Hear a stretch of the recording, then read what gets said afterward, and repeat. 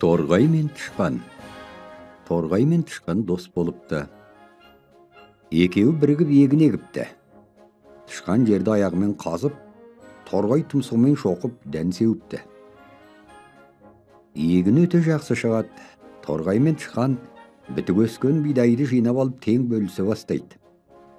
Бір бидай артылып қалады. Соны қайсы аларын білмей, ақыры жанжал басталады. Торғай тұмсығымен шоқып, тышқан тырнағымен тырналай осқылап бір-бірімен ұзақ төбелеседі. Маңайында арашалайтын ешкім болмаған соң бір кезде шаршап барып тоқтайды. Ақыры өздерінің билеріне барып жүгінбек болады. Алдымен тышқандар биіне келеді. Тышқандар биі бұл бидайды тышқан алуға тиіс. Өйткені тышқанның күші көп. Ол тырнағымен жер жыртып, ұртымен бидай септі дейді.